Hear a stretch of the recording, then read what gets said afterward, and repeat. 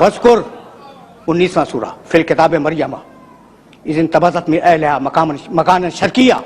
حبیب اپنی کتاب میں مریم کا تذکرہ کرو. اب میں آیات نہیں پڑھوں گا. مریم اپنے رشتہ داروں سے ہٹ کر مشرقی علاقے میں چلی گئی، اور جب وہ مشرقی علاقے میں گئی تو اس نے پردہ کھینچ لیا اپنے اور رشتہ داروں کے درمیان. جب پردہ کھنچ گیا، ارسلنا الیہا روحنا، ٹکڑے پڑھنا ہوا آیات کے، فتمثل لہا بشرا سویا، ہم نے اپنے فرشتے کو بھیجا اور وہ فرشتہ انسانی پیکر میں مریم کے سامنے آیا. مریم گھبرا گئی، گھبرا کے کہنے لگی کہ میں اللہ کی پناہ چاہتی ہوں. یہ تو کہاں سے آ گیا؟ کہا مریم مت گھبراؤ، انما انا رسول ربک لأہب لک غلاما زکیہ. مریم مت گھبراؤ، میں کوئی انسان نہیں ہوں، بشری پیکر میں آیا ہوں، میں تو تمہارے رب کا رسول ہوں اور تمہیں خوشخبری سنانے آیا ہوں کہ تمہیں ایک پاکیزہ بچہ عطا ہوگا. بچہ پیدا ہوا، بچہ پیدا ہوا. قرآن میرے پاس وقت ہوتا تو میں ساری آیتیں آپ کی خدمت میں پیش کرتا. بھائی بچہ پیدا ہو گیا. جب بچہ پیدا ہو گیا تو مریم کمزور تھیں، ابھی بچے کی پیدائش ہوئی ہے. حزی الیک بجیز النخلۃ تساقط علیک رطبا جنیہ. مریم تم کمزور ہو نا، یہ جو کھجور کا درخت ہے جس کے نیچے تم بیٹھی ہوئی ہو، ہلاؤ. جب ہلاؤ گی تو تمہارے اوپر تازہ کھجوریں گریں گی. رطباً جنیہ، تازہ کھجوریں. بھائی توجہ رکھنا، تازہ کھجوریں گریں گی. کس دن گریں گی؟ 25 دسمبر کو تازہ کھجوریں، جو خرموں کے پکنے کے دن ہی نہیں ہیں. تازہ کھجوریں گریں گی، انہیں کھاؤ اور اپنی طاقت کو بحال کرو. پھر آگے مریم بچے کو گود میں لے کے چلی. جب وہ شہر ناصرہ کے چوک پہ بچے کو گود میں لیے ہوئے آئیں تو پاکیزہ مریم، کنواری مریم، طاہرہ مریم، مطہرہ مریم. وہ بوڑھے یہودی جو وہاں بیٹھے ہوئے تھے، انہوں نے کنواری مریم کی گود میں بچہ دیکھا تو کہنے لگے یا اخت ہارون ما کان ابوک امرأ سوء وما کانت امک بغیہ. اے ہارون کی بہن، تیری ماں بھی اچھی تھی، تیرا باپ بھی اچھا تھا، تو بچہ کہاں سے لے آئی؟ فاشارت الیہ، مریم نے اشارہ کیا گود کے بچے کی طرف. میرے عزیزو، میرے دوستو، میری گود میں بچہ ہے. فرض کر لیں تھوڑی دیر کے لیے میری گود میں 2 دن کا 2 ہفتے کا کوئی چھوٹا سا بچہ ہے.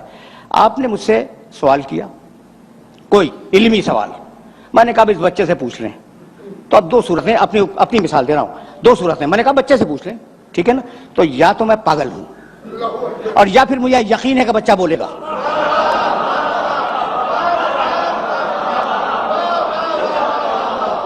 سیدھی بات کرو، سیدھی بات کرو. یا تو میں واقعاً پاگل ہوں، کہہ رہا ہوں کہ اس بچے سے پوچھ لو، اور یا مجھے یقین ہے کہ بچہ بولے گا. تو مریم کو یقین ہے کہ بچہ بولے گا. فاشارت الیہ، کہا اس سے پوچھو. قالوا کیف نکلم من کان فی المہد صبیا. کہنے لگے بوڑھے یہودی کہ یہ کیا بولے گا؟ گہوارے کا بچہ، گود کا بچہ، اسے ہم کیسے بات کریں؟ اب عیسیٰ گود سے بولے، قال انی عبداللہ آتانی الکتاب وجعلنی نبیا. عیسیٰ کہنے لگے میں اللہ کا بندہ ہوں. قرآن ہے اور بڑی عجیب و غریب کتاب ہے. عیسیٰ بولے گود سے مریم کی کہ میں اللہ کا بندہ ہوں، اللہ نے مجھے کتاب دی ہے اور اللہ نے مجھے نبی بنایا. کہاں سے بولے؟ گود سے. عیسیٰ اعلان کر رہے ہیں مریم کی گود سے کہ اللہ نے مجھے نبی بنایا ہے. پھر حضرت یحییٰ کے لیے اسی قرآن نے آواز دی، یا یحییٰ خذ الکتاب بقوۃ وآتیناہ الحکم صبیا. اے یحییٰ ہم تمہیں کتاب دے رہے ہیں، اس کتاب کو مضبوطی کے ساتھ تھام لو. وآتیناہ الحکم صبیا، ہم نے بچپنے میں یحییٰ کو نبوت دے دی. پروردگار عیسیٰ کو بچپنے میں نبوت دیتا ہے مریم کی گود میں، یحییٰ کو بچپنے میں نبوت دیتا ہے.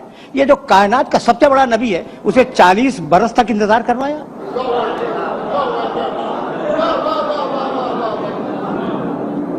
سوال ہے یا نہیں ہے؟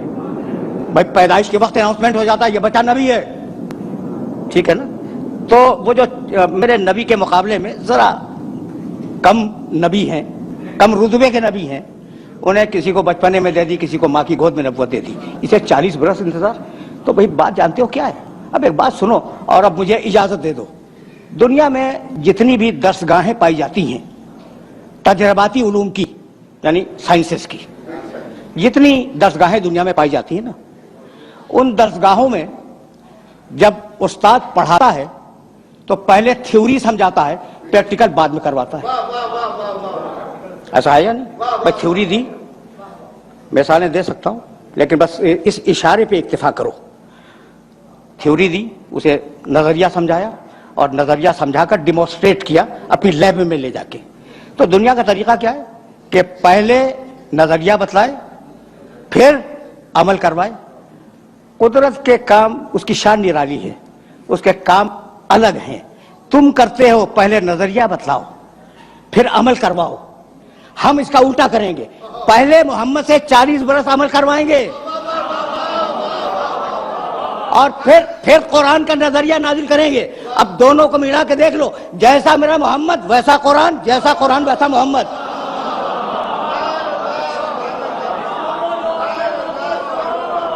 यानी मैं कहना यह चाह रहा हूं कि ये दो अलग अलग चीजें नहीं हैं, लफ्ज हैं समझाने के लिए दो अलग अलग, कुरान और मोहम्मद, ये दो अलग अलग लफ्ज हैं, मफहूम एक ही है।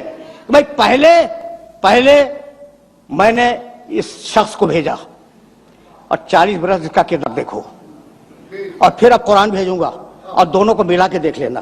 तो मतलब तो यही हुआ कि ये दोनों इल्म इलाही का परतव हैं। जब इल्म इलाही लफ्जों में ढला कुरान कहलाया, और जब नूर के पैकर में ढला मोहम्मद कहलाया।